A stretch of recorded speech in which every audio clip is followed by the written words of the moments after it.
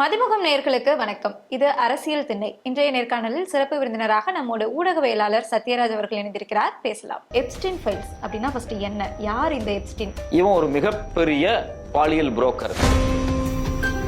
இந்த பிரச்சனை எப்போ வெடிக்குது அப்படின்னா, விர்ஜீனியா குஃபீர் அப்படின்னு ஒரு பொண்ணு 30 லட்சம் ஃபைல்ஸ், இதெல்லாமே அந்த ஃபைல்ஸ் எல்லாமே பார்த்தீங்க அப்படின்னா இமெயில் அனுப்புறது. ட்ரம்புக்கும் எப்ஸ்டீனுக்கும் என்ன ஒரு தொடர்பு? 17 to 19 இடைப்பட்ட காலகட்டத்தில் அம்பானி நேரடியாக வீட்டில் போய் எப்ஸ்டீனை பார்க்குறாரு. ஒரு பாலியல் குற்றவாளியோடு தொடர்பு இருக்கக்கூடிய ஒரு பாஜக அமைச்சர் எப்படி பதவியில் இருக்கலாம்? ஒரு சின்ன பெண்ணை ட்ரம்பும் எப்ஸ்டீனும், யார் சொல்றது உண்மை? என்ன நடக்குது? இந்த ஒப்பந்தத்துக்கு பின்னாடி என்ன இருக்கு? பிரதமர் ஒரு ஃபைலுக்கு பயப்படுறாரு அப்படின்னா அதுக்கு பின்னாடி என்ன இருக்கு அப்படின்னு நம்ம பொறுமையா வெயிட் பண்ணி தான் பார்க்கணும். டயா பூஸ்டர் சுகரை கண்ட்ரோல் பண்ணும், உங்க ஆரோக்கியத்தை மீட்டு தரும். சர்க்கரையை கட்டுப்படுத்துறதுக்கான எளிமையான வழிமுறை, இயற்கையான வழிமுறை. அனைத்து மருந்து கடைகளிலும் கிடைக்கும்.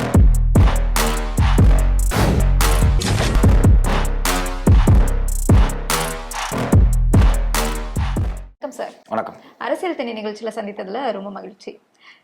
கடந்த 2-3 நாட்களாவே நம்ம யாரெல்லாம் பெருசா பேசியிருந்தோமோ, நம்மளோட இன்ஸ்பிரேஷனை எடுத்திருந்தோமோ, அந்த பிரபலங்கள் மேல ஒரு மிகப்பெரிய குற்றச்சாட்டு ஒண்ணு இப்போ பேசப்பட்டு வருது.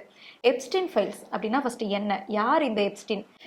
இதுக்கும் நம்ம இன்ஸ்பயரா எடுத்துக்கிட்ட அந்த பிரபலங்களுக்கும் என்ன சம்பந்தம்? ஜெஃப்ரி எப்ஸ்டீன் அப்படிங்கிறவர் ஒரு பேங்கர், அதாவது ஃபினான்ஷியலா பேங்கிங்கா ஒரு புரோக்கிங் பண்ணக்கூடிய ஒரு நபர் தான். அடிப்படையில் இவர் ஒரு யூதர். இவருடைய மனைவி இல்லை இவருடைய காதலி, கேர்ள் ஃப்ரெண்ட்னு சொல்லி வாழ்நாள் முழுக்க இவங்களோட இருந்தவங்க பேர் கிலைன் மேக்ஸ்வெல். இந்த கிலைன் மேக்ஸ்வெல் ரொம்ப முக்கியமான ஒரு நபர். நம்ம எப்ஸ்டீனை பத்தி பேசுவோம், ஆனா அதே சமயத்துல எப்ஸ்டீனுக்கு இணையாக கிலைன் மேக்ஸ்வெல் உயிரோட இருக்காங்க.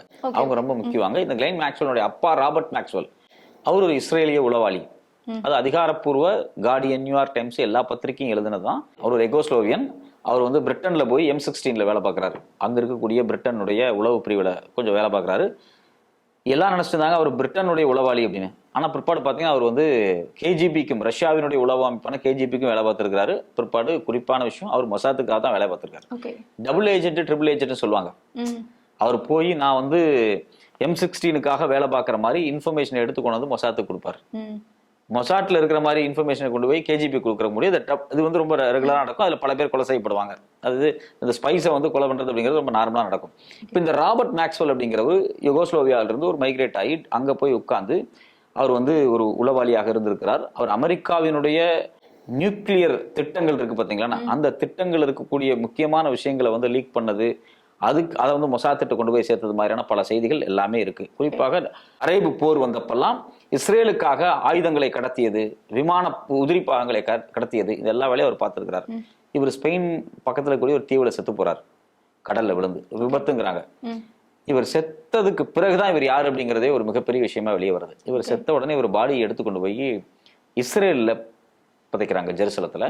இஸ்ரேலுடைய ஜனாதிபதி, இஸ்ரேலுடைய பிரதமர், 6 மிக முக்கியமான உளவு பிரிவினுடைய தலைவர்கள் எல்லாருமே அவருடைய இறுதி ஊர்வலத்தில் கலந்துக்கிறாங்க. அவங்களுக்கு தனியாக ஒரு மிகப்பெரிய சிலை வைத்து இவர் ரொம்ப முக்கியமானவர் அப்படின்னு அந்த தேசம் அங்கீகரிக்குது. இஸ்ரேல் தேசமே அங்கீகரிக்கப்பட்ட ஒரு முக்கியமான உளவாளியினுடைய மகள் தான் இந்த கிலைன் மேக்ஸ்வெல். இவங்களும் ஒரு யூதர். இந்த கிலைன் மேக்ஸ்வெலும் ஜெஃப்ரி எப்ஸ்டீனும் அமெரிக்காவில் வாழ்றாங்க. இவங்களுக்குள்ள ஒரு ரிலேஷன்ஷிப் இருக்கு. இவங்களுடைய முக்கியமான நோக்கமே என்னவா இருக்கு அப்படின்னா, பெரிய பெரிய பணக்காரர்கள், பெரிய பெரிய மியூச்சுவல் ஃபண்ட் ஓனர்ஸ், பேங்கர்ஸ், இது மாதிரி நிறைய பணம் வச்சிருக்கிறவங்களுக்கும், அதே சமயத்தில் பார்த்தீங்க அப்படின்னா அரசியல்ல மிக முக்கியமான செல்வாக்கா இருக்கக்கூடிய ஆட்களுக்கும் இடையில ஒரு புரோக்கிங் வேலை பார்க்கறது. இது மாதிரி நம்ம இப்போ ஒரு எப்ஸ்டீன் தான் வெளியே வந்திருக்காரு. உலகம் முழுக்க பார்த்தீங்கன்னா இது மாதிரி 100-200 பேர் இருக்காங்க.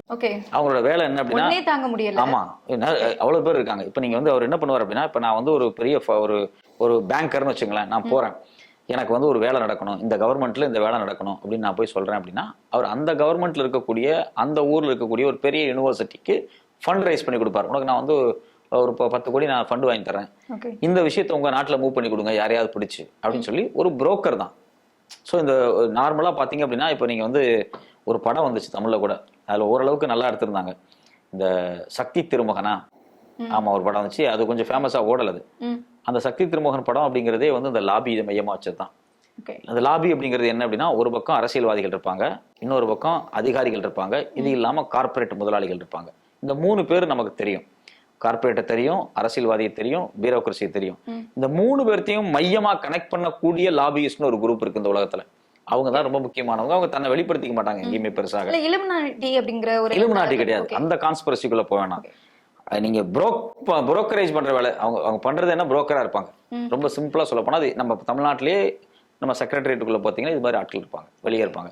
நமக்கு ஒரு பெரிய கம்பெனிக்கார வர்றான், எனக்கு ஒரு காரியம் நடக்கணும் அப்படின்னா அவன் அந்த வேலையை செஞ்சு கொடுப்பான். இந்த புரோக்கர்கிட்ட போய் ஒரு அமௌண்ட்டை பேசிட்டோம்னாவே அவன் அரசியல்வாதியும் பாத்துக்குவான், அதிகாரியும் பாத்துக்குவான், அந்த கார்பரேட்டுக்கு அந்த வேலையை முடிச்சு கொடுத்துருவான். நமக்கு வேலை வந்து ஈஸியா முடியும். இப்ப இந்த வேலை செய்யக்கூடியவர் தான் வந்து ஜெஃப்ரி எப்ஸ்டைன். இவர் அடிப்படையில வந்து பாலியலாக சிறு குழந்தைகளை அந்த அதிகார மட்டம் இருக்கு பாத்தீங்களா, அரசியல்வாதிகளுக்கும் அந்த கார்பரேட்டுக்கும் அவர் வந்து சப்ளை பண்ணியிருக்காரு. ரொம்ப மோசமான விஷயம் என்னன்னா, சின்ன குழந்தைகளை நிறைய பேர்த்த சின்ன வயசுலயே எடுத்து குரூம் பண்ணி அவங்கள அந்த பாலியல் தொழிலுக்காக ரெடி பண்ணி பல பேர்த்தோட வந்து அவங்கள வந்து உறவு வைக்க வச்சு சில அரசியல் லாபங்களை எடுத்துக்கிறாரு. அதே சமயத்துல அந்த ஜெஃப்ரி எப்ஸ்டைன் என்ன பண்றாரு அப்படின்னா, இவங்களை பத்தியான உரையாடல் இருக்கு பாத்தீங்களா, இந்த உரையாடல் எல்லாமே அவர் பதிவு பண்ணிக்கிறாரு. போட்டோக்கள் எடுத்து வச்சுக்கிறாரு, சில வீடியோக்களை கூட எடுத்து வச்சிருக்காரு. கிட்டத்தட்ட 1800 வீடியோ இருக்கு அப்படிங்கிறாங்க. 2000 வீடியோ இருக்கு. 1,80,000க்கும் அதிகமான புகைப்படங்கள் இருக்கு அப்படிங்கிறாங்க. கிட்டத்தட்ட 30 லட்சம் ஃபைல்ஸ். இதெல்லாமே அந்த ஃபைல்ஸ் எல்லாமே பாத்தீங்க அப்படின்னா இமெயில் அனுப்புறது, அவங்க இந்த டிரான்சாக்ஷன்ஸ் நடந்தது, கடிதங்கள் போக்குவரத்து தான் இருக்கு. இந்த பிரச்சனையினுடைய துவக்க புள்ளி வந்து எங்க வருது, இந்த பிரச்சனை எப்போ வெடிக்குது அப்படின்னா, விர்ஜீனியா குஃபீர் அப்படின்னு ஒரு பொண்ணு, அந்த பொண்ணு தான் அதை வெளியே கொண்டு வராங்க.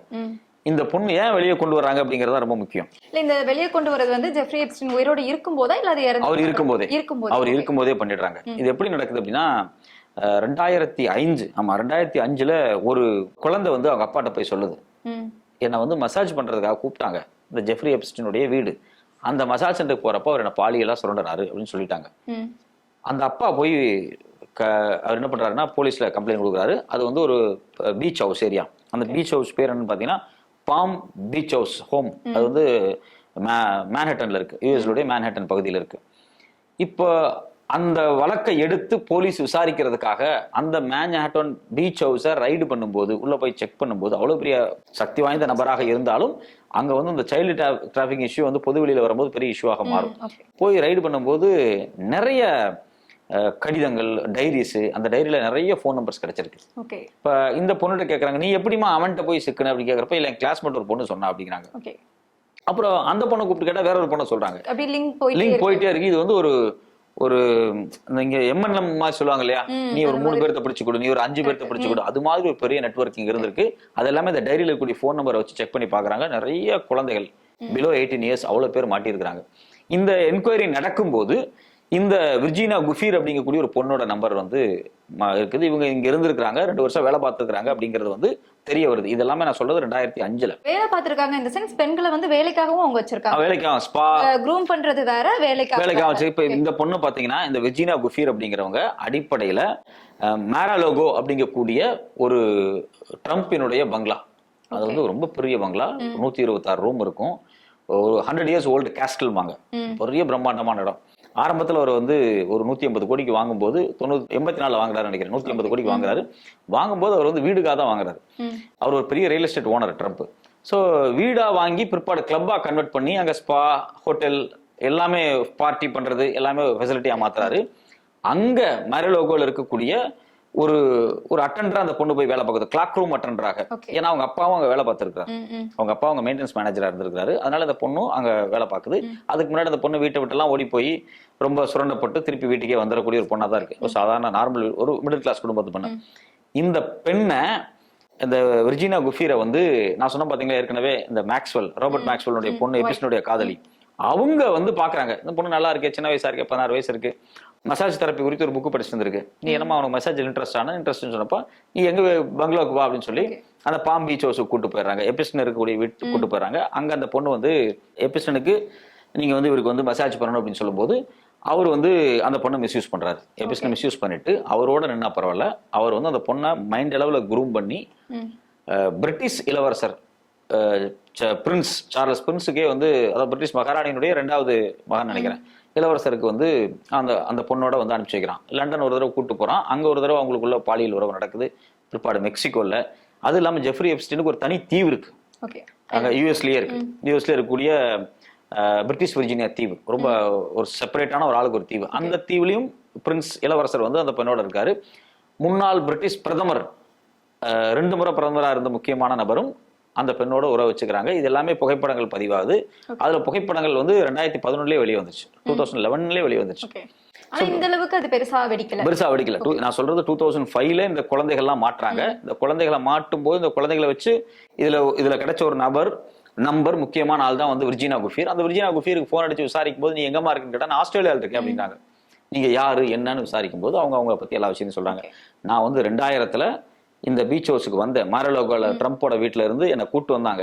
அதுக்கு பிறகு இவ்வளவு பேர்த்தோட என்னை வந்து ஃபோர்ஸ் பண்ணி செக்ஸ் வைக்க வச்சாங்க. நானும் வேற வழி இல்லாம வச்சுட்டேன்.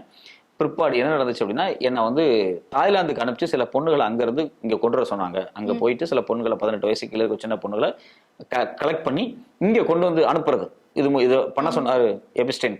அதுக்காக நான் தாய்லாந்து போனேன். அங்க ஒருத்தரை பார்த்தேன், ஒரு மார்ஷியல் ஆர்ட்ஸ் ட்ரைனர் ராபர்ட் அப்படிங்கிற ஆஸ்திரேலியனை. அவர் மேல காதல் வயப்பட்டுருச்சு. நான் வந்து இந்த கொடுமையிலிருந்து வெளியே தப்பிக்கிறதுக்காக நான் அவர் கல்யாணம் பண்ணிட்டு போய் ஆஸ்திரேலியாவில் செட்டில் ஆயிட்டேன் அப்படின்னு சொல்லி அந்த பொண்ணு அந்த நரேஷன் சொல்லிட்டு என்னென்ன நடந்துச்சு அப்படிங்கிறது குறித்து பத்திரிகையில் அதுக்கப்புறம் அந்த பொண்ணு பேச ஆரம்பிக்கிறாங்க. இதெல்லாம் வந்து 2005 நடக்குது. 2005-06க்கு பிறகு கொஞ்சம் கொஞ்சமாக தகவல்கள் காவல்துறைக்கு உள்ள இருந்து வெளியே வர ஆரம்பிக்குது. 2008 இவன் மேல கன்விக்ட் ஆகுது. இவன் ஒத்துக்கிறான், ஆமா நான் வந்து பாலியல் தொழில் செஞ்சேன் அப்படிங்கறத கோர்ட்ல ஒத்துக்கிறான். 16 மாசம் தண்டனை எல்லாம் அவனுக்கு கிடைக்குது. பிற்பாடு என்ன நடக்குது அப்படின்னா, 2011 இந்த பொண்ணு வந்து இவன் தண்டனை 16 மாசம் ஜெயிலுக்கு போயிட்டு திரும்பி வெளியே வந்துட்டான் பாத்தீங்களா. இவன் வெளியே வந்ததுக்கு அப்புறம் அந்த பொண்ணு என்ன பண்றாங்க அப்படின்னா, எப்படி இவன் வந்து இன்னுமே அதே பவர்ஃபுல்லா இருக்கிறான் அப்படின்னு சொல்லிட்டு இவன் குறித்து பத்திரிகையில பேச ஆரம்பிக்கிறாங்க. பிபிசில, மியாமி ஹெரால்டு, பிரிட்டனுடைய முக்கியமான 2 நியூஸ் பேப்பர்ல அவங்க பேட்டி கொடுக்குறாங்க. இந்த பேட்டி எல்லாமே பயங்கர பூமா வருது. இந்த பேட்டி எப்ப பிரச்சனையா மாறுதுன்னா, 2011 அந்த நாட்டினுடைய பிரிட்டனுடைய இளவரசர் என்னோடு இப்படி இருந்தார், நான் குழந்தையாக இருக்கும் போது என்னை பாலியலாக சுரண்டினார் அப்படிங்கிற புகைப்படத்தோட வெளியிட்டுறாங்க. அந்த புகைப்படம் இவங்க கிட்டயும் இருக்கு. இவங்களுக்கு 2011 அந்த புகைப்படம் வெளியே வரும்போது அப்ப வந்து பிரிட்டன்ல ஒரு பெரிய அதிர்ச்சி ஆகுது. பிரிட்டன் ராயல் ஃபேமிலி தங்களுடைய இளவரசரை வீட்டை விட்டு அனுப்பிச்சிடுறாங்க. இதெல்லாம் நடந்துச்சு. நம்ம அப்பெல்லாம் இது நமக்கு தெரியாது, நம்ம பெருசா நம்ம கண்டுக்கவும் இல்லை. இப்பதான் நமக்கு இது ஒரு பெரிய இஷ்யூவா மாறுது. சோ இப்ப இது என்ன நடக்குது அப்படின்னா, இந்த பெண் வந்து ஒவ்வொரு விஷயமா வெளியே சொல்ல இது வந்து என்கொயரி நடக்குது. இந்த என்கொயரியில ஒரு பெரிய பட்டியலே மாட்டுது. அப்பவே வந்து ட்ரம்ப் முழுசா மாட்டிக்கிறாரு. அது மட்டும் இல்லாம ட்ரம்பினுடைய இந்த மாரலோகோ பீச் ஹவுஸ் இருக்கு பாத்தீங்களா, அதுலயும் இந்த எபிஸ்டனும் ட்ரம்ப்பும் நிறைய பெண்களை கூட்டு வந்திருக்காங்க, நிறைய தவறு பண்ணியிருக்கிறதாக செய்திகள் வருது. அதுல ட்ரம்ப்புக்கும் எப்ஸ்டைனுக்கும் என்ன ஒரு தொடர்பு? ஒரு பேங்கர்ஸ் தான் 2 பேருமே. வந்து இவர் வந்து ஒரு பெரிய ரியல் எஸ்டேட் ஓனர். இது மாதிரியான ரியல் எஸ்டேட் ஓனருக்கு ஏதாவது வந்து பெண்களை கொடுக்கறது, பெண்களை சப்ளை பண்றது, சில அரசியல் ஆதாயத்தை வாங்கி கொடுக்கறது, இது மாதிரியான வேலைகளை வந்து செய்யக்கூடிய ஒரு நபர் தான் எப்ஸ்டைன். இப்போ ஃபார் எக்ஸாம்பிள் நீங்க வந்து இந்தியாவினுடைய பெட்ரோலியம் மினிஸ்டர் இருக்கார் ஹர்தீப் சிங் பூரி. இப்போ ஹர்தீப் சிங் பூரி வந்து இந்தியா சார்பாக சில விஷயங்கள் நடக்கணும் அப்படிங்கிறதுக்காக, இஸ்ரேல் மொசாத்தோடு சில உறவு வைக்கணும், சில விஷயங்களை செய்யணும் அப்படிங்கிறதுக்காக அவங்க எபிஸ்டனை கான்டாக்ட் பண்றாரு. எபிஸ்டன் வீட்டுக்கு போறாரு. 3 முறை அவர் வீட்டுல போய் சந்திச்சிருக்காரு. 4வது முறை சந்திக்கிறதுக்கு ஒரு கடிதம் போடுறாரு. 4வது முறை அவர் இல்லை. எபிஸ்டன் இங்க வெளியே போறாரு. இது வந்து நான் சொல்றது 2013 இருந்து 17 வரைக்கும் நடந்த சம்பவம்.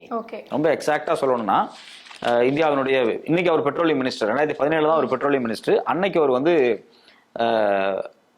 மினிஸ்டர் கிடையாது. அவர் பாத்தீங்கன்னா பாஜகவுக்கே 2014 பிறகுதான் வர்றாரு. அது வரைக்கும் அவர் வந்து ஒரு ஹை கமிஷனரா அமெரிக்காவில் இருக்காரு. இதுல இன்னொரு முக்கியமான விஷயம் என்ன அப்படின்னா, இப்ப எனக்கு வந்து அமெரிக்காவை பத்தி எதுவும் தெரியாது. நான் ஒரு ஃபார் எக்ஸாம்பிள் ஒரு எலெக்ஷன்ல இருந்து ஜெயிச்சு ஒரு மினிஸ்டர் ஆகிறேன்னு வச்சுக்கலாம். இப்ப எனக்கு வந்து அமெரிக்காவை பத்தி தெரியாது, எனக்கு வந்து செக்கோஸ்லோவியா பத்தி தெரியாது, எனக்கு ரஷ்யாவை பத்தி தெரியாது. ஆனா இங்கிருந்து போகக்கூடிய IFS officers, Indian foreign service officers, high கமிஷனர்ஸ்க்கு, அம்பாசிடர்ஸ்க்கு அந்த ஊரை பத்தி நல்லா தெரியும். சோ அப்போ இந்த அம்பாசிடர்ஸா, ஹை கமிஷனர்ஸா அந்தந்த நாட்டில இருந்து போறாங்க இல்லையா, இவங்களுக்குள்ள ஒரு பெரிய லாபி இருக்கும். இந்த லாபியும் எபிஸ்டனும் இவங்க எல்லாம் ஒன்னா சேர்றாங்க. இவங்க இது வழக்கமா அப்படி நடக்கும். இப்ப ஹர்தீப் சிங் பூரியை பொறுத்த வரைக்கும் பாத்தீங்க அப்படின்னா, அவர் 2014 இருந்து 17 வரைக்கும் 3 மீட்டிங். அதுல குறிப்பாக பிப்ரவரி 4, 2015, ஜனவரி 6, 2016, மே 19, 2017 இந்த பீரியட்ல ஒரு 3 மீட்டிங் நடக்குது. ஜனவரி 9, 2015 அவர் மீட் பண்ண முயற்சி பண்ணும்போது அவர் வீட்டுல இல்ல. அதுக்கு வந்து ஒரு மெசேஜ் போடுறாரு ஹர்தீப் சிங் பூரி. என்ன போடுறாரு அப்படின்னா, please let me know when you are back your exotic island அப்படின்னு போறாரு. எக்ஸாட்டிக் அப்படின்னா ரொம்ப கவர்ச்சிகரமான உன்னுடைய தீவுக்கு நீ எப்போ வரப்போறன்னு கேட்க. அப்போ ஹர்தீப் சிங் பூரிக்கு என்ன தெரிய வருது அப்படின்னா, இவன் ஒரு மிகப்பெரிய பாலியல் புரோக்கர், குழந்தைகளை வச்சு பாலியல் பண்ணக்கூடிய ஒரு ஆள். 2008 இவன் கன்விக்ட் ஆயிருக்கிறான். 16 மாசம் ஜெயில இருந்திருக்கிறான். அதுக்கு பிறகு ஜெயில இருந்து வெளியே வந்திருக்கிறான். இது எல்லாமே தெரியுது. இந்த 2015 இது வந்து நம்மளுடைய பெட்ரோலியம் மினிஸ்டர், அன்னைக்கு ஒரு பெட்ரோலியம் மினிஸ்டர் கிடையாது, ஆனா பாஜகவினுடைய முக்கியமான நபராக இவர்களை சந்திக்கிறாங்க. இதுல இன்னொரு விஷயம் என்ன நடக்குதுன்னா, 2017 வரைக்கும் இவங்களுக்குள்ள நிறைய கனெக்ஷன்ஸ் இருந்திருக்கு. 2017 இருந்து 19 இடைப்பட்ட காலகட்டத்துல அம்பானி வந்து நேரடியா வீட்டுல போய் எபிஸ்டனை பாக்குறாரு. ஓகே. அவருக்கு சில பொருளாதார லாபங்கள், முக்கியமான விஷயங்களுக்காக அவர் போய் பாக்குறாரு. அந்த அது போகும்போது அந்த டிரான்ஸ்கிரிப்ட் இருக்கு பாத்தீங்களா, அந்த மெயில் டிரான்ஸ்கிரிப்ட், ஐபோன்ல வந்த மெசேஜ் எல்லாம், அதுல ஒரு மெசேஜ் இருக்கு. அந்த மெசேஜ்ல என்ன சொல்றாங்க அப்படின்னா, Modi sending summons to see me on this அப்படின்னு போட்டு May 23 அப்படின்னு போட்டிருக்காங்க. 2000 அப்போ அம்பானியை சென்ட் பண்ணது மோடி அப்படிங்கிறாங்க. சோ அதான் ரொம்ப முக்கியமான விஷயம். அதுக்கு முன்னாடியே மோடிக்கும் எப்ஸ்டீனுக்கும் தொடர்பு இருந்திருக்கு. மோடி எப்ஸ்டீன் நேரடி தொடர்பு இருக்காது. ஓகே. அவங்க வந்து நேரடியா போய் பார்த்திருக்காங்கிறது நமக்கு எந்த தகவலும் கிடையாது. ஆனா மோடி ஏதோ ஒரு அரசியல் லாபத்திற்காக அம்பானி அனுப்பிச்சிருக்கணும், இல்ல அம்பானி கூட யாரையாவது அனுப்பிச்சாரா அப்படிங்கிறது ஒரு பெரிய கேள்வியா இருக்கு. ஏன்னா மோடி சென்டிங் மீ, அதாவது எப்படி இந்த ஐபோன்ல மெசேஜ் எப்படி மாறி இருக்கு அப்படின்னா, அம்பானி வர்றத வரவேற்று எபிஸ்டன் வந்து ஒரு மெசேஜ் போடுறாரு. அவர் என்ன போடுறாரு அப்படின்னா, May 23 ஈவினிங் 9:05 வந்து அம்பானி அப்பாயின்மெண்ட் வாங்கி உள்ள வர்றாரு. எபிஸ்டன் அதுக்கு முன்னாடி ஒரு மெசேஜ் போடுறாரு. Ambani today was a treat, nice seeing you அப்படின்னு ஒரு மெசேஜ் போடுறாரு. சோ இந்த மெசேஜ் எல்லாமே அவருக்கு அவரே போட்டு வச்சுக்கிறாரா? இல்ல அவர் வந்து அம்பானிக்கும் போடுறாரு, அவருக்கு அவரே சில தகவல்களையும் ஸ்டோர் பண்ணி வச்சுக்கிறாரு. அவர் வந்து மேக்ஸ்வெலுக்கு அனுப்புறாரு, அவங்களோட மனைவி இருக்காங்க இல்லையா, அவங்களுக்கு சில தகவல் அனுப்புறாங்க. அந்த தகவல் எல்லாமே வெளியே வந்திருக்கு. சோ இந்த அம்பானியை பார்த்ததும் ஹர்தீப் சிங் போனதும் இது வந்து இடையில நடந்த ஒரு மிக முக்கியமான ஒரு உரையாடல். இந்தியாவில் பாத்தீங்கன்னா naukri.com ஒன்று இருக்கு, நம்மளாம் வேலை தேடுறதுக்கு ரெஸ்யூம் போடுவோம். அது மாதிரி லிங்க்டின் ஒன்று இருக்கு இல்லையா, இந்த லிங்க்டின்லயோ கோ ஃபவுண்டர் ஹுஃப்மேன் ஒருத்தர் இருக்காரு. அவர் இந்தியாவில இன்வெஸ்ட் பண்ண விரும்புறாரு, நாக்ரிக்கு ஈக்குவலா இன்வெஸ்ட் பண்ண விரும்புறாரு. அப்ப அவர் எபிஸ்டன் மூலியமா தான் மூவ் பண்றாரு. எபிஸ்டன் ஹர்தீப் சிங் பூரி மூலமா மூவ் பண்றாரு. ஹர்தீப் சிங் பூரி இங்க இருக்கக்கூடிய பாஜக அரசாங்கம் மூவ் பண்றாரு. இது இப்படிதான் நடக்கும் வழக்கமாவே, இது ஒரு லாபி, இது அப்படிதான் நடக்கும். இப்ப இதுல என்ன தெரியுது அப்படின்னா, ஹர்தீப் சிங் பூரியும் எபிஸ்டன் ரொம்ப க்ளோஸா இருந்திருக்காங்க அப்படிங்கிறாங்க. எபிஸ்டன் பலமுறை மெசேஜ் போட்டிருக்காரு, அவர் நம்ம ஆளு, இந்தியாவில் இருக்கக்கூடிய நம்ம ஆளு, நீங்க அவரை சந்திங்க அப்படிங்கிறாரு. அப்போ ஹர்தீப் சிங் பூரி ஒரு மிக மோசமான ஒரு குழந்தைகளை வைத்து சைல்டு டிராபிகிங் பண்ண ஒரு பாலியல் குற்றவாளியோடு தொடர்பில் இருக்கக்கூடிய ஒரு நபர். இந்த நபர் 2014 வரைக்கும் பாஜக கிடையாது, RSS கிடையாது, எதுலயுமே இல்ல. 2014க்கு பிறகு பாஜகக்குள்ள வந்து 17 மினிஸ்டர் ஆயிராரு அவரு. இதே மாதிரிதான் ஜெய்சங்கர் ஆயிருக்காரு.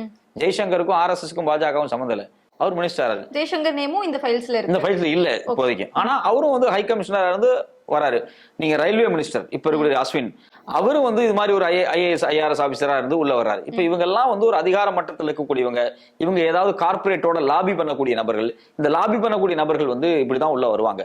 சோ ஹர்தீப் சிங் பூரி மேல இருக்கக்கூடிய ஒரு குற்றச்சாட்டு அப்படிங்கிறது உண்மை. இவர் வந்து இன்னுமே வந்து இன்னைக்கு அவர் மினிஸ்டரா தான் இருக்காரு. ஒரு பாலியல் குற்றவாளியோடு தொடர்பு இருக்கக்கூடிய ஒரு பாஜக அமைச்சர் எப்படி வந்து பதவியில் இருக்கலாம்? ரொம்ப மோசமான ஒரு சம்பவம். ரெண்டாவது, இவர் அம்பானி போனார் இல்லைங்களா, அம்பானி போகும்போது அம்பானி கூட யாரோ ஒருத்தர் போயிருக்கிறாங்க அப்படிங்கிறது தான் தகவலா இருக்கு. ஏன்னா எபிஸ்டனுடைய டிரான்சாக்சன் எல்லாமே எப்படி இருக்கு, அவரே சொல்றாரு அம்பானி வர போறாரு, ஒரு முக்கியமான நபர் வர்றாங்க, மோடி அனுப்பிச்சு வச்சிருக்காரு, நாங்க சைனா குறித்து பேச போறோம், டிஃபென்ஸ் பாலிசி குறித்து மசாத்திட்டு பேசுறது எல்லாமே பதிவாயிருக்கு. அப்போ நம்ம வெளிப்படையா கேட்கிறோம் இந்த மோடி அரசாங்கத்திட்ட, நீங்க எப்படி ஒரு பாலியல் குற்றவாளியோடு இந்த அரசு தொடர்பு வச்சிருந்துச்சு? நாம வந்து மோடி தொடர்பு வச்சிருந்தாரு, ஹர்தீப் சிங் பூரி தொடர்பு வச்சிருந்தாருங்கிறத விட்டுருவோம். ஒரு அரசு ஏன் என்ன அஜெண்டாவுக்காக நீங்க வந்து அவனோட வந்து இவ்வளவு பெரிய ஒரு உறவை நீங்க வந்து மெயின்டைன் பண்ணீங்க? சோ அது ஒரு மிக முக்கியமான ஒரு அடிப்படையான ஒரு கேள்வியா இருக்கு. ரெண்டாவது, ட்ரம்ப்புக்கும் இந்த எபிஸ்டனுக்கும் இடையில ஒரு மிகப்பெரிய உறவு இருக்கு. அவங்க வந்து 1980களுக்கு பிறகு 90களில் இருந்தே அவங்க ரொம்ப ரொம்ப ரொம்ப ரொம்ப க்ளோஸா இருந்திருக்காங்க. அதுல ரொம்ப அதிர்ச்சியான பல தகவல்கள்லாம் இருக்கு. அது என்ன அப்படின்னா, 92ல ஒரு வீடியோ வருது, ஜெஃப்ரி எபிஸ்டனும் ட்ரம்ப் இருக்கக்கூடிய வீடியோ. ரெண்டு பேரும் வந்து அவங்களுடைய குழந்தைகளோட ஒரு க்ளோஸ் பார்ட்டி மீட்டிங்ல இருக்காங்க. 97ல ஒரு பெரிய போட்டோ ஃபைல்ஸ் வீடியோஸ் இருக்கு. 2000ல February 12, 2000ல ட்ரம்ப் எபிஸ்டன், இந்த அவங்களுடைய கிளைன் மேக்ஸ்வெல், ட்ரம்பினுடைய 3வது மனைவி மெலேனா, இவங்க எல்லாம் ஒன்னா இருக்கக்கூடிய வீடியோஸ் நிறைய இருக்கு. அடிப்படையில் இந்த மெலேனா இருக்காங்க இல்லையா, ட்ரம்போட 3வது ஒய்ஃப், அவங்களும் செக்கோஸ்லோவியன். எபிஸ்டனோட மனைவி அவங்களும் செக்கோஸ்லோவியன். இவங்க ரெண்டுமே செக்கோஸ்லோவியன். இதுல என்ன ஆச்சரியமான விஷயம்னா, இந்த 3வது மனைவியா இருக்கக்கூடியவங்க அவங்கள வந்து 60 வயசு தான் கல்யாணம் பண்ணிக்கிறாரு. அவங்க வந்து அமெரிக்காவுக்குள்ள வந்து 4 வருஷத்துல அவங்களுக்கு கிரீன் கார்டு கிடைச்சிருது. அவங்க ரொம்ப லேட்டா தான் வர்றாங்க. 96, 98ல தான் வந்து அவங்க அமெரிக்காவுக்கு வர்றாங்க. 2001ல அவங்களுக்கு வந்து கிரீன் கார்டு கிடைச்சிருச்சு. அவர் 2006ல தான் கல்யாணம் பண்றாரு. அப்போ நிறைய தகவல்கள் வந்து எபிஸ்டன், இந்த உறவு இருக்கு பாத்தீங்களா, ட்ரம்ப்புக்கும் எபிஸ்டனுக்கும் இந்த மெரினாவுக்கும், அதே மாதிரி கிளீன் மேக்ஸ்வெல், இவங்க 4 பேருக்கு இடையில நடக்கக்கூடிய கான்வர்சேஷன் நிறைய இருக்கு. அதுல ரொம்ப அதிர்ச்சியான தகவல் என்ன அப்படின்னா, லொலிட்டா எக்ஸ்பிரஸ் அப்படின்னு ஒரு ஜெட் இருக்கு அவங்கள்ட்ட, பிரைவேட் ஜெட். எபிஸ்டன் நிறைய பெண்களை அதுலதான் வந்து கூட்டிட்டு போறது வர்றது இதெல்லாம் நடந்திருக்கு. அதுல அவன் ஒண்ணு பதிவு பண்றான், அந்த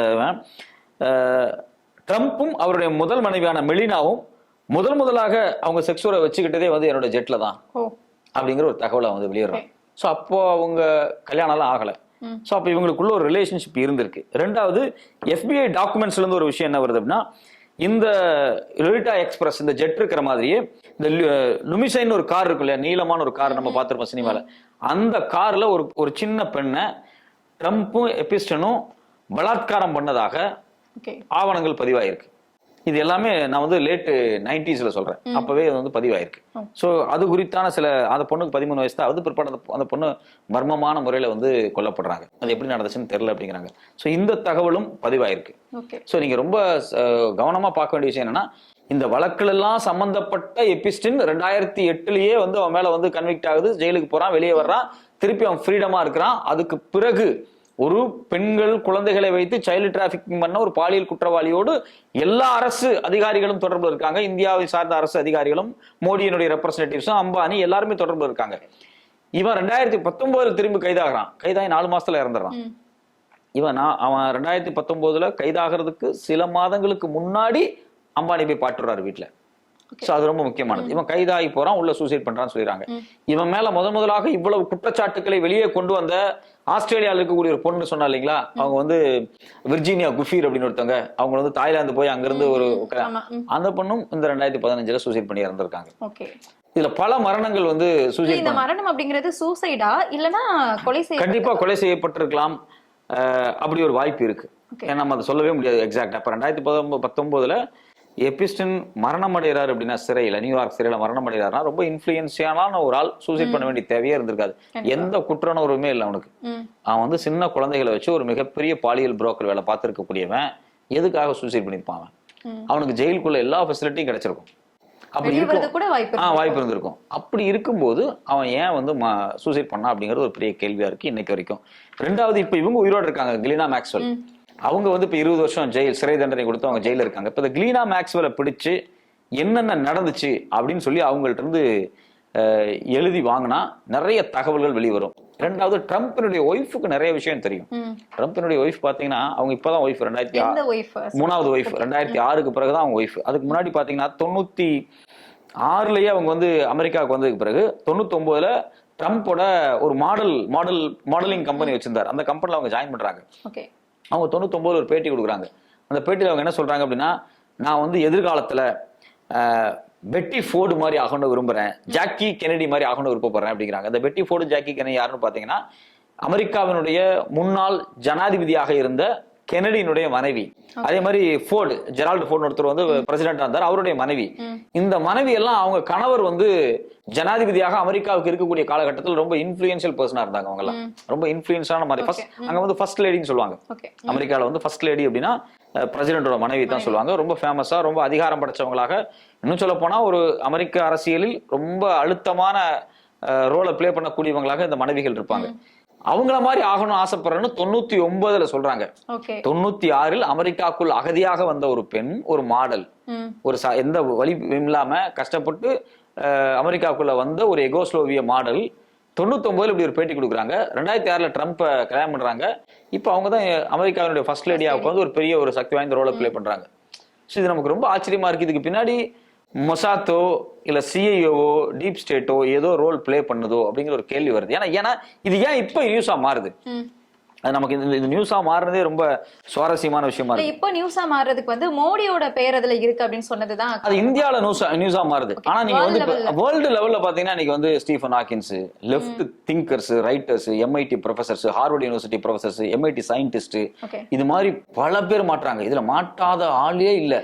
அந்த ஒரு கேள்வியுமே இருக்கு. இதுல வராத நமக்கு இருக்கக்கூடிய இப்ப இருக்கக்கூடிய அமைச்சர்களா இருக்கட்டும், இல்ல நமக்கு இருக்கக்கூடிய அரசியல்வாதிகள் யாரு? இப்ப இங்க இருக்கக்கூடிய அரசியல்வாதிகள் நிறைய பேர் வரல. நீங்க சர்வதேச லெவல்ல டீல் பண்ணக்கூடிய ஆட்கள் நிறைய பேர் இதுல மாட்டாங்க. இப்ப எல்லாம் ராகுல் பேர் இருக்குன்னு சொல்றாங்க. ராகுல் பேர்லாம் கிடையாது. ராகுல் காந்தியோட பெயரும் பயன்படுத்தப்பட்டது. ராகுல் காந்தியினுடைய பேர் எதுல இருக்கு அப்படின்னா, ராகுல் காந்தி குறித்து வந்த செய்தி இருக்கு பாத்தீங்களா, நியூயார்க் டைம்ஸ்ல, டெக்கான்ல வர நியூஸ் இருக்கு பாத்தீங்களா, இந்த நியூஸை எடுத்து போட்டு ஷேர் பண்ணி சில விஷயங்களை வந்து அந்த டாக்குமெண்ட்ஸ்ல பகிர்ந்திருக்கிறாரு. டைரக்டா ராகுலோட உறவெல்லாம் அவருக்கு கிடையாது.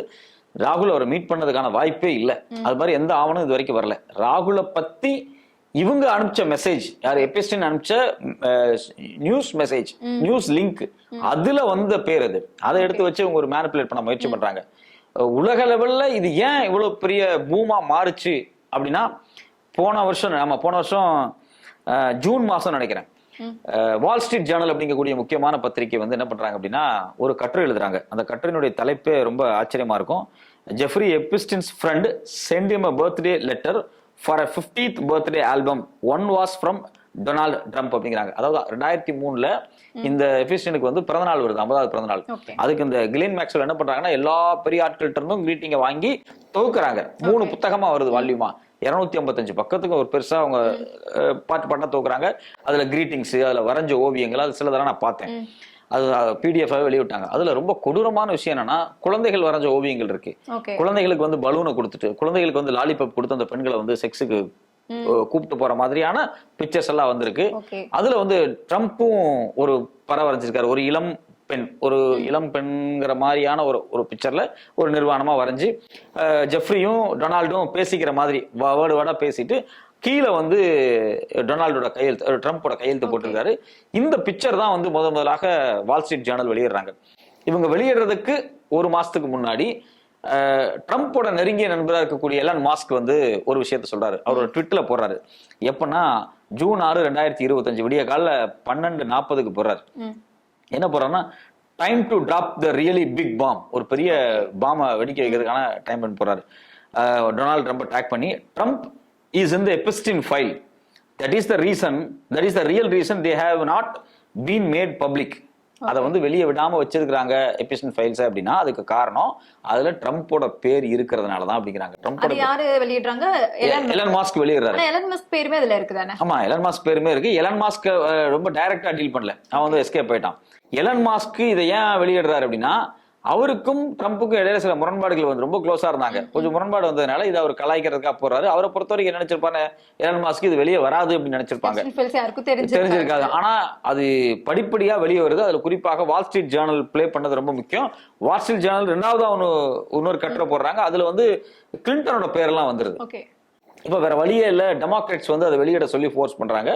பிற்பாடு அதை வெளியிடுறாங்க. வெளியிடுவதற்கு முன்னாடி என்ன நடக்குது அப்படின்னா, வெளியிட்டு கொஞ்சம் கொஞ்சமா வெளியே வருது. அதுல முதல்ல வெளியே வர்றது இந்த 3 புக்கு தான். இந்த கிரீட்டிங் கார்டு சொன்னா இல்லையா, இந்த கிரீட்டிங் கார்டு இவங்க எல்லாம் எழுதி கொடுத்தாங்க இல்லையா, இந்த புக்ஸ் தான் வெளியே வருது. இந்த புக்ஸ்ல யாரெல்லாம் கிரீட்டிங் விஷ் பண்ணிருக்கிறாங்களோ எபிஸ்டனுக்கு, அவங்க எல்லாம் தொடர்புடைய ஆட்கள் அப்படிங்கறத முதல்ல க்ளோஸா ரொம்ப நெருக்கமா இருந்திருக்கிறவங்க அப்படிங்கிற டாக்குமெண்ட் எடுக்கிறாங்க. அதுக்கு பிறகு இதை வெளியிடணும்னு சொல்லி அமெரிக்காவினுடைய ஜுடிஷியல் துறையே வந்து ரொம்ப நெருக்கடி கொடுக்குறாங்க. வேற வழி இல்லாம அமெரிக்கா ட்ரம்ப் கையெழுத்து போட்டு வெளியிட வேண்டிய நிலைமைக்கு வர்றாரு. வெளியே வந்துருச்சு. இதுல இஷ்யூவா எப்ப மாறுது அப்படின்னா, கடந்த இந்த ஜனவரி இருக்கு பாத்தீங்களா, போன மாசம், அப்போ வந்து எபிஸ்டின் பர்த்டே ஜனவரி 20. இந்த ஜனவரி 20 அன்னைக்கு என்ன பண்றாங்க, இந்த ட்ரம்ப் இந்த இளம் பெண் நிர்வாண பெண்ணா வரைஞ்சு கையெழுத்து போட்டுலாம் கொடுத்தாரு பாத்தீங்களா, அந்த கிரீட்டிங் கார்டை ஒரு 10 அடிக்கு பெருசா செஞ்சு வாஷிங்டன் டிசியில வந்து ஒரு நேஷனல் மால் பக்கத்துல பெருசா வச்சிடறாங்க. இது ஒரு பெரிய கான்ட்ரவர்சியா மாறுது. அதே மாதிரி பாத்தீங்க அப்படின்னா, எபிஸ்டனும் ட்ரம்ப்பும் கை கோர்த்துட்டு டான்ஸ் ஆடுற மாதிரியான ஒரு சிலையை செஞ்சு பொது இடத்துல வைக்கிறாங்க. ஸோ அப்ப இதுல அவங்க சொன்ன வந்தது என்னன்னா, எபிஸ்டன் ட்ரம்ப் 2 பேருமே இந்த குழந்தைகள் பாலியல் சிக்கல்களில் ஈடுபட்டவர்கள். இவங்க மேல சில நடவடிக்கைகள் எடுக்கப்படணும். இவங்க ஒரு பெரிய பாலியல் புரோக்கர்ஸா இருந்திருக்கிறாங்க. இவங்களோட அமெரிக்கா முழுவதும் பல முக்கியமான மதிக்கத்தக்க மனிதர்களே வந்து கான்டாக்ட்ல இருந்திருக்கிறாங்க. இவங்க மேல ஏதாவது நடவடிக்கை எடுக்கணும் அப்படிங்கிறது ரைஸ் ஆகுது. இதுல விக்டிமான நிறைய பெண்கள் பேட்டி கொடுக்க ஆரம்பிக்கிறாங்க. அவங்க எல்லாம் இப்ப வந்து 40-50 வயசு தாண்டி போனவங்களா இருப்பாங்க. ஆனா போட்டோஸ் வச்சு பேட்டி கொடுக்குறாங்க. ஆமா, குழந்தையா இருக்கும்போது நான் அப்படி பேட்டி கொடுக்க ஆரம்பிக்கிறாங்க. அது எல்லாமே வந்து ஒரு பெரிய டிஸ்கஷனா மாறும்போது வேற வழி இல்ல, அந்த ஃபைல் வெளியே வருது. அந்த ஃபைல் வெளியே வந்த உடனே யாரெல்லாம் தொடர்பு இருக்காங்க அப்படின்னு ஒவ்வொருத்தரா எடுக்கிறாங்க. ஆக்சுவலி எனக்கு தெரிஞ்சு வந்து இப்ப நம்ம இந்த எஃபிஷியல் ஃபைல்ஸ் கொடுத்து இந்த 4 நாள்ல வெளியே வந்த விஷயங்கள் அப்படிங்கிறது ஒரு 2% தான் இருக்கும். 30 லட்சம் ஃபைல் இருக்கு. அதை விட அதிகமான ஃபைல்ஸே இருக்கு. பார்க்க வந்துட்டே இருக்கு. யார் மேல பகை இருக்கோ அவங்க பேர்லாம் இருக்கான்னு போட்டு தேடுறாங்க, சர்ச் பண்ணி எடுக்கிறாங்க. அதுல என்ன இருக்கு அப்படிங்கறத சொல்ல மாட்டாங்க. இப்ப நீங்க ஹர்தீப் பூரியை பொறுத்த வரைக்கும், அம்பானியை பொறுத்த வரைக்கும் எல்லா தகவலும் வெளியே வந்துருச்சு. அனைத்து இது குறித்து ஒயர் 2 கட்டுரை எழுதிருக்காங்க. அந்த கட்டுரையில ஸ்கிரீன்ஷாட்டோட போட்டிருக்காங்க. இவங்களுக்குள்ள நடந்த ஐபோன் டிரான்சாக்ஷன்ஸ்ல, மெசேஜஸ்ல, இமெயில்ல என்ன நடந்துச்சு அப்படிங்கிறது ரொம்ப தெளிவா இருக்கு. சோ இனிமேல் வெயிட் பண்ணி பார்த்தோம்னா நிறைய செய்திகள் வரும். குறிப்பா அமெரிக்கன் லாபிஸ்ல வந்து இது ரொம்ப காமனா நடக்கக்கூடிய ஒரு விஷயம். நாம நினைக்கிற மாதிரி அமெரிக்கா அப்படிங்கக்கூடிய நாடு மனிதாபிமானத்துக்கு முகமான நாடு அப்படின்னு எல்லாம் பேசுவாங்க. அவங்க வந்து ரொம்ப ஒரு நாட்டுல பிரச்சனைனா உடனே போய் உள்ள பூந்து அந்த நாட்டை காப்பாத்துவாங்க. சினிமால அப்படித்தானே காமிப்பாங்க. மனிதாபிமானத்துக்கு, பெண்களுக்கு, குழந்தைகளுக்கு முக்கியத்துவம் கொடுக்குற நாடு, ரொம்ப நாகரிகமான நாடு அப்படிலாம் கிடையவே கிடையாது. எப்பவுமே இது மாதிரியான அதிகார வர்க்கத்துக்கு ஒரு ஒரு கருப்பு பக்கம் இருக்கும். சொல்லுவாங்க ரொம்ப லிட்டரல்லாம் ரொம்ப கேவலமா சொல்ல போனா, மனைவி இருக்கும்போது எப்பவுமே ஒரு சின்ன வீடு வச்சிருப்பான், கௌரவமான ஆள் அப்படின்னு சொல்லுவாங்க. அவன் ஊருக்குள்ள பெரிய கௌரவமா இருக்குமா தெரியும், ஆனா மனைவி இருக்கும், இருந்தாலும் எப்பயும் அவனுக்கு தெரியாத ஒரு பெண்ணோட வச்சிருப்பான் அப்படிம்பாங்க. எப்பவுமே அதிகார வர்க்கத்துக்கு, முதலாளித்துவ வர்க்கத்துக்கு, தன்னை ஒரு கிளீன் சிட்டா காமிச்சிட்டு இருக்கக்கூடிய அதிகார வர்க்கத்துக்கு இது போன்ற ஒரு கொடூரமான கருப்பு முகம் எப்பவுமே இருக்கும். அது ரொம்ப ரொம்ப ரொம்ப ரொம்ப ரொம்ப மோசமான ஒரு முகம். அதுக்கு எந்த விதமான ஜனநாயகம் கிடையாது, எந்த விதமான கருணையும் கிடையாது. யாருக்காக வேணாலும் கொலை செய்வாங்க, யாருக்கு வேணும்னு எந்த கம்பெனியை வேணாலும் வீழ்த்துவாங்க. அதே ஃபார் எக்ஸாம்பிள் இப்போ அம்பானி வீழ்த்தணும்னு நினைச்சாங்க அப்படின்னா, ஒரு அமெரிக்கன் கம்பெனி நினைக்கிறதுனா வீழ்த்துவாங்க. ஸோ அதுக்கெல்லாம் அந்த பிளாக் மார்க்கெட், அந்த பிளாக் பர்சன்ஸ் உதவுவாங்க. ரகசியமா திரைமறைவில் வேலை செய்யக்கூடிய ஆட்கள் உதவுவாங்க. குறிப்பாக உலகத்தில் கூடிய மிகப்பெரிய விபச்சாரம், பெரிய கடத்தல், போதைப் பொருள், இது எல்லாமே இவங்களுக்கு தெரியாம நடத்த முடியாது. அமெரிக்கா அப்படின்னு ஒரு தேசம் இருக்கு அப்படின்னா, அதுக்கு வந்து பிரிட்டிஷ் விர்ஜீனியான ஒரு தீவு இருக்கும். அந்த தீவுல அமெரிக்காவினுடைய பெரிய நிறுவனங்கள் எல்லாமே அந்த தீவுல அவங்களுக்கு ஆபீஸ் வச்சிருப்பாங்க. ஆபீஸே இருக்காது, ஆனா ஆபீஸ் இருக்கும். அங்கதான் ரெஜிஸ்டர் பண்ணுவாங்க. ஏன்னா அங்க tax free, double taxation avoidance treaty இருக்கும். அங்க ஜீரோ டாக்ஸேஷன் இருக்கும். வரி கட்டாம ஏமாத்தலாம், கருப்பு பணத்தை அங்க மாத்தலாம், வெள்ளை பணமா கன்வெர்ட் பண்ணலாம், பிளாக் மணி லாண்டரிங் பண்ணலாம். இதுக்கு தேவையான ஆட்கள் அங்க வச்சுக்கலாம். இது மாதிரி முதலாளித்துவம் அப்படிங்கிறது, அந்த முதலாளித்துவத்தில் தன்னை ஒரு பெரிய ஜென்ட்லா காமிச்சிக்கக்கூடிய மிகப்பெரிய கார்பரேட்டு, பேங்கர்ஸு, பியூரோக்ராட்ஸு, இந்த லாபியிஸ்ட், இவங்க எல்லாருமே இது போல பெண்களையும் போதைப் பொருளையும் 100% ரகசியமாக வைத்து பயன்படுத்தி செய்வாங்க. மிக மோசமாக ஒரு பெரிய அழிவை வந்து உள்ள ஏற்படுத்திட்டே இருப்பாங்க. இப்போ வந்து இவ்வளவு குழந்தைகள் மாட்டிருக்காங்கல்ல, இந்த குழந்தைகளோட வாழ்க்கை போயிடுச்சு. அது வந்து ஒரு எத்திக்ஸான விஷயமா நம்ம பேசிட்டு இருக்கோம். எத்திக்கலா ஒரு இவ்வளவு குழந்தை வாழ்க்கை போயிருக்குன்னு பேசுறோம். இந்த குழந்தைகள் வாழ்க்கையை பணயம் வைத்து என்ன அரசியல் லாபமும் என்ன பொருளாதார லாபம் அடைஞ்சிருக்கிறாங்க அப்படின்னு பாத்தீங்கன்னா, அதை நம்ம கண்டே பிடிக்க முடியாது. இப்போ சமீபத்துல நம்ம அமெரிக்காவோட டாரிஃப் அதை கம்மி பண்றதுக்கும் இதுக்கும் ஏதாவது தொடர்பு இருக்கு? கண்டிப்பா ஒரு தொடர்பு இருக்கலாம். இந்த விஷயம் வெளியே வந்து பரபரப்பா பேசப்படுது. பேசப்பட்ட உடனேயே மோடி வந்து ட்ரம்ப்புக்கு அவரா கால் பண்ணி, ட்ரம்ப் கால் பண்ணல, இவரா ட்ரம்ப்புக்கு ஏதோ கால் பண்ணி பேசியிருக்கிறாங்க. அதுல குறிப்பாக விவசாய பொருட்களை இறக்குமதி பண்றதுக்கெல்லாம் அவர் வந்து கையெழுத்து போட்டு கொடுத்துருக்காரு. அதான் நமக்கு ரொம்ப ஆச்சரியமா இருக்கு. என்ன அப்படின்னா, இந்த விவசாய பொருட்களை இறக்குமதி பண்றதுக்கு கடந்த 20 ஆண்டுகளா போராடிட்டு இருக்கு அமெரிக்கா.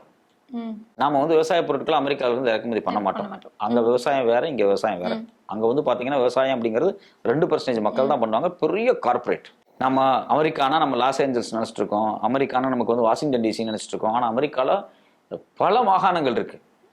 அந்த மாகாணங்கள் முழுக்க விவசாயம் தான் பண்ணிட்டு இருக்காங்க. பெரிய கார்பரேட் ஜெயின்ஸ். அவங்கள்ட்ட 400 ஏக்கர் 500 ஏக்கர் மினிமம் இருக்கும். மினிமம் 400 ஏக்கர் 500 4000 ஏக்கர் 5000 ஏக்கர் வச்சிருப்பாங்க. பெரிய இயந்திரங்களை பயன்படுத்தி மக்காச்சோளத்தை விளைய வைப்பாங்க, சோயாபீன்ஸு, அது மட்டும் இல்லாமல் பல்சஸ். இன்னும் வெளிப்படையாக சொல்ல போனால் கோதுமை உற்பத்தியில் அவங்க ரொம்ப பெரிய ஆட்கள். இப்போ இந்த பொருள் எல்லாத்தையும் கடந்த 1 வருஷமாகவே, குறிப்பாக ட்ரம்பினுடைய 2வது பீரியடுக்கு பிறகு இதெல்லாமே ஏற்றுமதி ஆகிட்டு இருந்தது சைனாவுக்கு, மெக்சிகோ, கனடா, தாய்லாந்து, பிலிப்பைன்ஸு, இது மாதிரியான நாடுகளுக்கு ஏற்றுமதி ஆகிட்டு இருந்தது. எதையுமே ஏற்றுமதி ஆகாமல் தடுக்கப்பட்டுருச்சு. இப்ப அது எங்கேயாவது கொண்டு வித்தாகணும் அப்படிங்கிறது ட்ரம்ப்புக்கு ஒரு பெரிய நெருக்கடி. அதுக்கு வேற வழியே இல்லாம இந்தியாவை மிரட்டுறாங்க. மோடியை வந்து இந்த ஃபைல்ஸ் எல்லாம் வச்சு மிரட்டுறாங்க. இன்னும் நிறைய ஃபைல்ஸ் இருக்கும் கண்டிப்பாக. மோடி அரசாங்கம் அவங்களோட லாபி பண்ணியிருப்பாங்க. நான் வந்து பாலியல் சிக்கலா சொல்லலை, ஒரு பாலியல் ஒரு பொறுக்கியை வச்சு இங்க அரசியல் நகர்த்திருப்பாங்க இல்லையா, காய் நகர்த்திருப்பாங்களே. இப்ப ஹர்தீப் சிங் பூரி யாரு, அவன் எப்படி முதல்ல மினிஸ்டர் ஆனா? அதே ஒரு பெரிய கேள்வி தானே. அவனுக்கும் பாஜக சம்மந்தமே இல்லையே. அவன் எபிஸ்டனோட க்ளோஸ் ஃப்ரெண்டா இருக்கான், அவன் மினிஸ்டரா மாறுறான். இது ஏன் எபிஸ்டன் ஆக்கிருக்க கூடாதுன்னு நம்ம சொல்ல முடியாது. கண்டிப்பா ஆக்கிருக்க வாய்ப்பு உண்டு. ஸோ அப்ப இது மாதிரி என்னென்னலாம் வெளியே வரும் அப்படிங்கறத நினைச்சு மோடி பயப்படுகிறார். அதனாலதான் விவசாய ஒப்பந்தத்திற்கே அவர் ஓகே சொல்றாரு. ஜீரோ டாரிஃப், அங்கிருந்து வரக்கூடிய பொருள் எல்லாமே ஜீரோ டாரிஃப். முக்கியமான விஷயம் என்னன்னா, விவசாயிகள் பாதிப்பு அடைய மாட்டாங்கன்னு பியூஷ் கோயல் எல்லாம் பேசுறாரு, இங்களுடைய விவசாயத்துறை அமைச்சர் பேசுறாரு. ஆனா அங்க நேத்துக்கு அமெரிக்காவினுடைய விவசாய minister, I mean secretary of agriculture ஒரு ட்விட் போட்டிருக்காங்க. அந்த ட்விட்டை படிச்சு பார்த்தா அதிர்ச்சியா இருக்கு. அவங்க என்ன சொல்றாங்க அப்படின்னா, இந்தியாவினுடைய சந்தை திறந்துருச்சு, நமக்கு நம்ம எக்கச்சக்கமான பொருளை கொண்டு கொட்டலாம், இனிமேல் அமெரிக்காவினுடைய ரூரல் ஏரியாஸ் பணத்துல கொலிக்க போகுது அப்படிங்கிறாங்க. வரி இல்ல, ஆமா, கொண்டு வந்து இறக்குவான். நம்ம பால் 35 ரூபாய்க்கு வித்துட்டு இருப்போம், அவன் 20 ரூபாய்க்கு பாலை கொண்டு வந்து கொடுப்பான். என்ன ஆகும், இங்க 30 கோடி பேர் பால் தயாரிச்சுட்டு இருக்கான். நம்ம ஊர்ல 30 கோடி விவசாயிகள் மாடு வைத்து பால் உற்பத்தி பண்ணிக்கிட்டு இருக்காங்க. கிட்டத்தட்ட 13-14 லட்சம் கோடி சந்தை நமக்கு இருக்கு. 13 lakh crores இருக்கு சந்தை. அந்த சந்தையை மொத்தமா அவன் ஆக்கிரமிக்க போறான். இங்க 30 கோடி பேர் ஒரு நாளா மாடு வச்சு பால் கறந்து சொசைட்டிக்கு ஊத்திட்டு இருக்கான். பாத்தீங்கன்னா அந்த சொசைட்டி எல்லாம் காலி பண்ணிடுவாங்க. ஓகே. இவ்வளவு பெரிய ஒப்பந்தம் இல்ல, ரொம்ப கான்சியஸான ஒப்பந்தம். எப்படி போட்டாங்க? சோயாபீன்ஸ் மொத்தமா கொண்டு வந்து இறக்க போறானுங்க. வட இந்தியாவில் ஹிந்தி பெல்ட்ல இருக்கக்கூடிய உத்தரப்பிரதேசம், ராஜஸ்தான், மத்திய பிரதேசம் எல்லா மாநிலம் அவுட் ஆக போகுது. இதெல்லாம் சோயாபீன்ஸ் அதிகமான உற்பத்தி. ஹிந்தி பெல்ட், இந்துத்துவா பெல்ட், அந்த மக்களை பத்தி பொருட்படுத்தவே இல்லை. இப்ப பஞ்சாப் விவசாயிகள் போராட்டத்தை அறிவிச்சிருக்காங்க.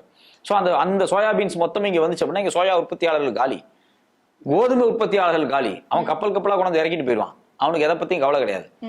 அவன் கொண்டு வந்து இறக்கணும் அப்படின்னா இங்க இந்தியா வேற, அமெரிக்கா வேற. இந்தியாவில் 60% பேர் விவசாயம் பண்ணிட்டு இருக்கான், அங்க 2% பேர் விவசாயம் பண்ணிட்டு இருக்கான். அந்த பொருள் இங்க வந்துச்சுன்னா இந்த 60% பேர் விவசாயத்தை விட்டு வெளியே வந்தானா என்ன வேலைக்கு போவான்? அதுலயும் வட இந்தியாவில் இருக்கக்கூடியவனுக்கு ஏற்கனவே வேலை இல்லை, இங்கதான் வந்துகிட்டு இருக்கான்.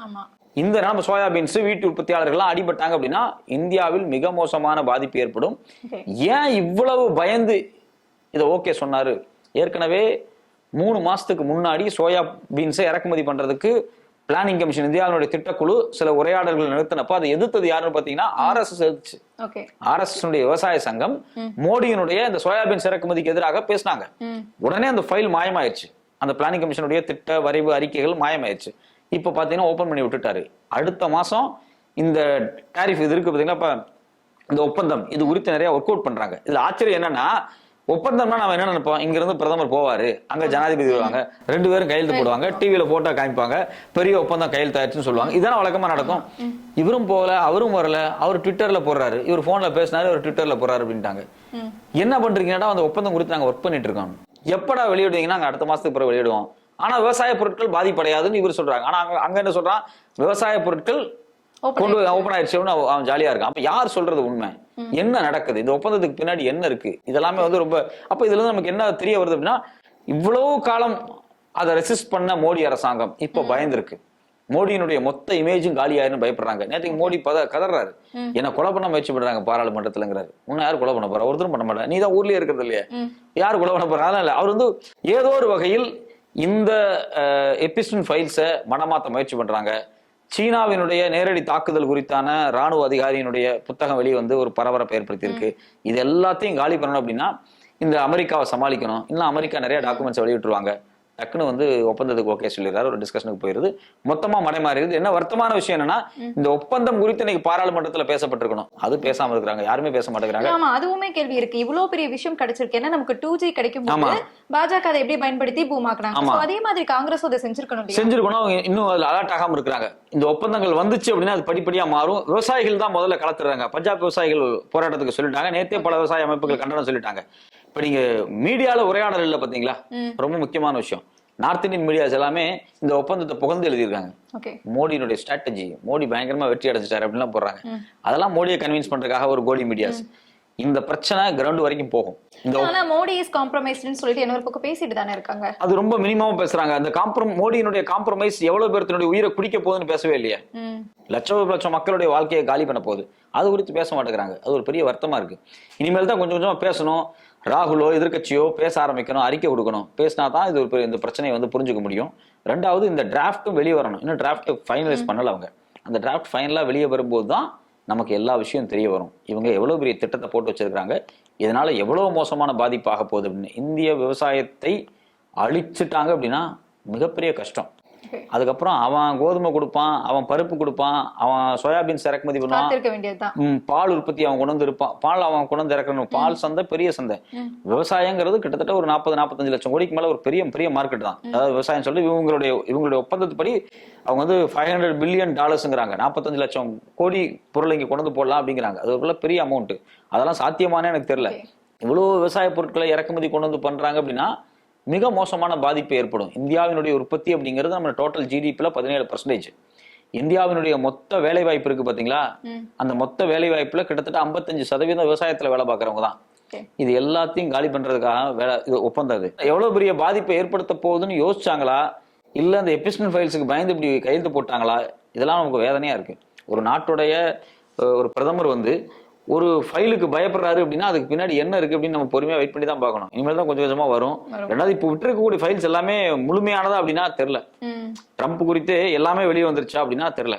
அவரு டான்ஸ் ஆடி பாட்டு பாடினாரு அப்படிங்கிற மாதிரி ஒரு மெசேஜ் நிறைய அதெல்லாம் இருக்கு, நிறைய வீடியோஸ் இருக்கு. அதெல்லாம் அவங்க கல்ச்சர்ல ரொம்ப ஈஸியா இருக்கு. அதுவும் ட்ரம்போட கல்ச்சர்ல பாத்தீங்கன்னா அவர் பெண்களோட இருக்கிறதுங்கிறது ரொம்ப இயல்பான ஒரு விஷயமா பார்ப்பாங்க.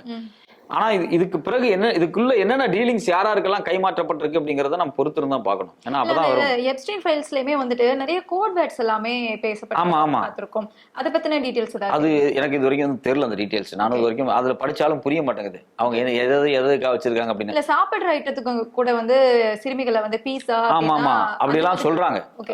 குழந்தை கறிகளை வந்து பயன்படுத்தி இருக்காங்க. அவங்க அந்த இவாஞ்சலிக்கன் பேட்டர்ன்ல சில விஷயங்கள் இருக்கு. இந்த இவாஞ்சலிக்கல் சொல்லக்கூடிய கிறிஸ்தவ மதத்திலேயே வந்து ஒரு பெரிய மிடில் கிளாஸ் செக்டார் அமெரிக்காவில் இருக்காங்க. அவங்க வந்து ஒரு ஒரு இந்த பிளாக் மேஜிக்ஸ் இது மாதிரியான விஷயங்கள்ல வந்து பெரிய மூடநம்பிக்கையில வந்து சில நம்ம ஊர்ல யாகம் எல்லாம் பண்றாங்க பார்த்தீங்களா, அது மாதிரி சில பலி கொடுக்குற விஷயங்கள்லாம் கூட பண்றாங்க அப்படின்னு சொல்றாங்க. அது குறித்து நமக்கு தெளிவா தெரியல. தெரிஞ்சாதான் நம்ம வந்து சொல்லணும். எல்லாம் ஒரு கான்ஸ்பிரசி தியரியா மாறி அந்த மாமிச கறியை கூட சாப்பிடுறதாவும் நம்ம செய்திகளை பார்த்தது பேசப்படக்கூடிய விஷயம். அதை பத்தியும் கிளாரிஃபை பண்ணணும் இல்லையா? இல்ல ஆமா, ஏதோ ஒரு குழந்தை கறிகள் சாப்பிட்டு இருக்காங்க, குழந்தைகளை கொலை செஞ்சிருக்காங்க, குழந்தைகளை ரேப் பண்ணிருக்காங்க, குழந்தைகளை குரூம் பண்றாங்க. குரூம்னா ப்ராஸ்டியூட்டாவே அந்த குழந்தைகளை வளர்த்துறதுக்கு, சின்ன குழந்தைகளாவே ப்ராஸ்டியூட்டா மாத்துறதுக்கு அவங்கள வந்து பெரிய குரூம் பண்ணியிருக்காங்க. இதெல்லாம் பண்றாங்க. பல நாடுகள்ல இருந்து குழந்தைகளை அந்த தீவுகளுக்கு கொண்டு வந்திருக்காங்க. இதெல்லாமே நடந்திருக்கு. அதே சமயத்துல இந்த குழந்தை கறி சாப்பிட்டு இருக்காங்க அப்படின்னு சொல்றாங்க. இன்னும் சில தகவல்கள் வெளியே வந்துச்சு அப்படின்னா எனக்கு தெரிஞ்சு இந்த ஒரு வாரம் 10 நாளுக்குள்ள இன்னும் நிறைய தகவல் வெளியே வந்துடும். வந்துச்சுன்னா இது குறித்து நம்ம வந்து நிறைய விஷயம் வெளியே வரும். அப்போ கூட நம்ம பேசுவோம் அதுல என்ன நடந்துச்சு அப்படிங்கிறது கூட. நிறைய தகவல்களை பகிர்ந்தீங்க.